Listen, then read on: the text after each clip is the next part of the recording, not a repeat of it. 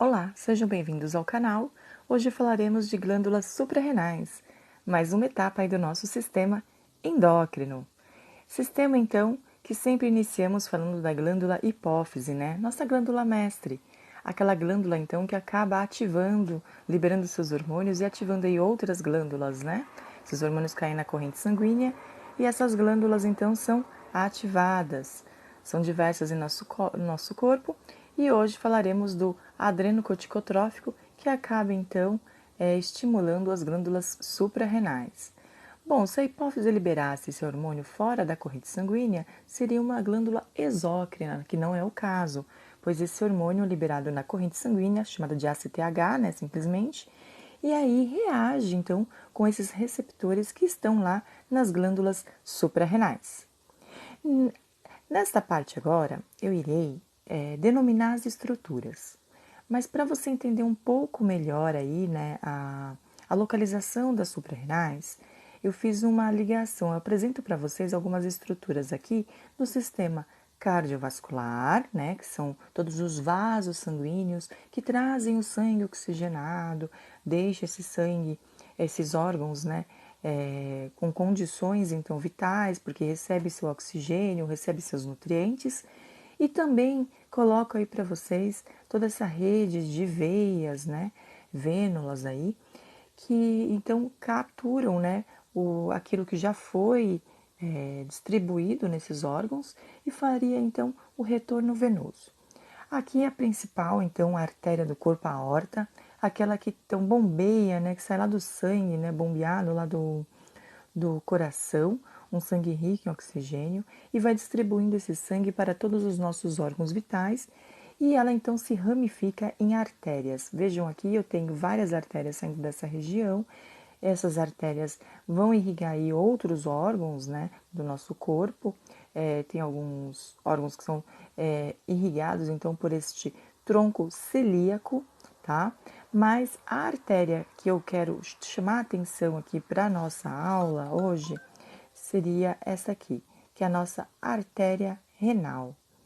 A artéria renal, ela vai então trazer esse sangue oxigenado, rico em nutrientes, para o sistema urinário, né, que é o sistema dos rins, e seria então filtrado por eles e também vai vascularizar aí e irrigar as glândulas suprarrenais, tá? Então a gente vai ter algumas artérias que vão irrigar essas suprarrenais. Aqui eu vou denominar a artéria suprarrenal superior, mas nós temos a inferior e da região média também. Então ela recebe vários capilares, né? Ela é totalmente capilarizada. E eu estou denominando de um lado, gente, mas tudo que acontece de um lado acontece do outro também, tá? Tudo que acontece do lado esquerdo acontece do lado direito. Então, agora vamos então denominar essas duas estruturas, tanto o rim que dá suporte aqui à nossa glândula, quanto a nossa glândula suprarrenal. Esta aqui então é a esquerda, né? É como se esse corpo estivesse de frente para nós, como se fosse então um corpo aí, vamos por assim, de um paciente, né? De uma pessoa de frente. E aqui nós temos o rim então esquerdo, né? Que dá suporte aí, dá um apoio para essa glândula. Bom, se o sangue chegou oxigenado, rico em nutrientes, ele vai fazer essas trocas gasosas, né, nos órgãos, a troca celular, e depois ele vai liberar aí aquilo que ele não precisa, né, aquilo que seria desnecessário naquele momento. Então cai novamente na corrente sanguínea, só que não vem. Agora ele vai fazer um retorno venoso. Aqui primeiro eu vou denominar essa veia. Essa veia aqui é a veia renal, tá? Ela vai fazer a ligação, então, de outras vênulas, né, outras veias, para a nossa veia cava, tá? Então, essa aqui é a veia renal. Então, ela vai capturando, né, esse sangue que está saindo aí dessa glândula suprarrenal. Isso. Tá em azul, gente, justamente para indicar que é um sangue, então, não tão rico em oxigênio, não é um sangue, então, pobre em oxigênio, tá? Vou abrir espaço aqui para denominar certinho deste lado. Se nós as setas iriam se cruzar.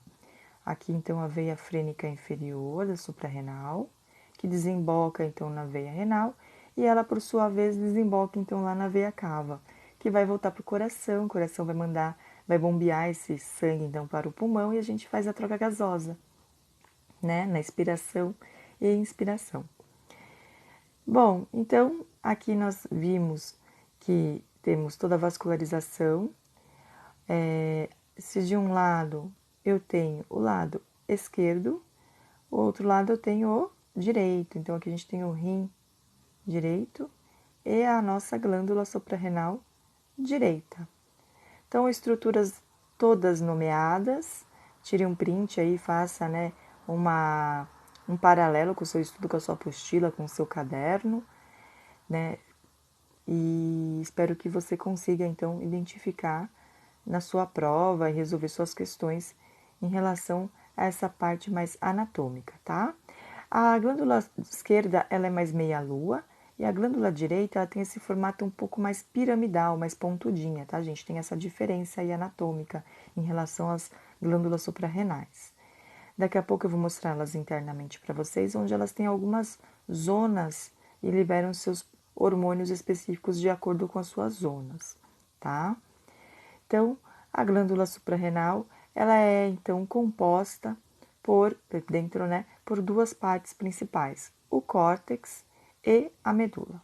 Córtex que tem a zona glomerulosa, fasciculada, a zona reticular, a medula ali com as catecolaminas, e aí nós temos então a liberação desses hormônios. Mineralocorticoides, que é a aldosterona, onde faz então ali a questão do balanço de sódio e potássio, reabsorve sódio, libera potássio.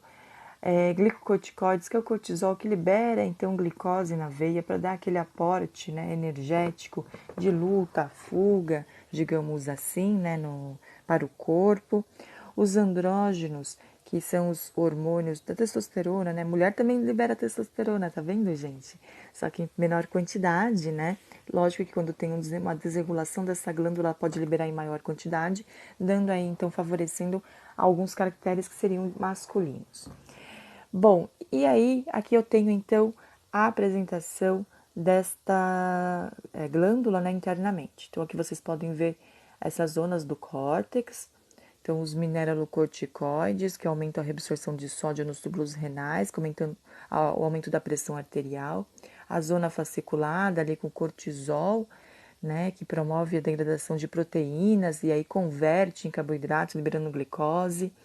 Aqui eu tenho uma tabelinha para mostrar para vocês, né, o que eu estou falando. A questão também da medula da suprarrenal, que libera então a epinefrina e a norepinefrina, conhecida como adrenalina e noradrenalina. As duas então fazem vasoconstrição e aumenta a pressão sanguínea. Com isso você tem um aporte energético sendo bombeado aí no seu corpo, né? E liberando então essa carga energética, essa carga de adrenalina e noradrenalina aí, deixando você pronto para uma reação de fuga, né? Então, este aqui é o nosso sistema das adrenais, né? Em cima aí dos nossos rins.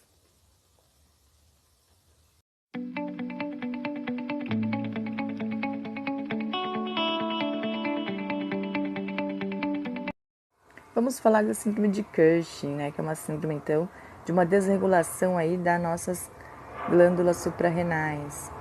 É uma das doenças mais conhecidas, onde a pessoa então adquire, né, aquela face de lua cheia, fica com as bochechas um pouco mais vermelhas, fica mais curada. Essa pessoa então também pode ter excesso de pelos, né, chamado de hirsutismo. Se for uma mulher, ela começa a ter então essas, né, características um pouco mais masculinas, né, por conta dessa desregulação aí dos hormônios androgênicos liberados lá pelo córtex das adrenais. A pessoa ela engorda, né, assim significativamente nessa região abdominal da circunferência, tendo aí então uma gordura mais acentuada no abdômen, no tronco. Também por conta dessa engorda, ela vai esticar de uma vez, né, essa pele, criando então suas estrias mais vermelhas. O homem fica com uma parte também de gordurinha aqui na região do peito, né? e aí também cria-se essas estrias aqui nos seios das mulheres e no peito dos homens. Atrás, aqui nessa corcunda, né, ou corcova também chamada de giba, também adquire uma gordura. Então, dizem, tem um nome, né, chama corcova de búfalo, giba de búfalo, tem esse nome mais conhecido aí, né, vamos por assim. Deixa eu só virar aqui a setinha para ficar certinha como estão do outro lado.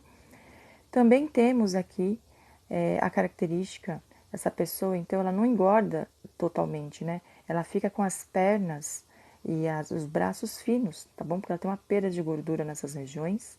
Então, a periferia fica mais fina, ela tem um problema depois de osteoporose para aguentar esse peso no corpo. Tem um problema de cicatrização também. Essa cicatrização do corpo, ela é por conta do problema da liberação de corticoides, né? Favorecendo então ter um princípio de diabetes. Então ela fica com esse problema de cicatrização. Também tem um problema aí de equimoses, né? As manchas arroxeadas com facilidade de contusão. Então nós temos aí as características, aumentei aqui para vocês verem melhor. Bom, gente, essas aqui são as características da síndrome de Cushing. Falamos das suprarrenais. Se você tiver dúvidas, escreva para mim aqui nos comentários, eu respondo, tá bom?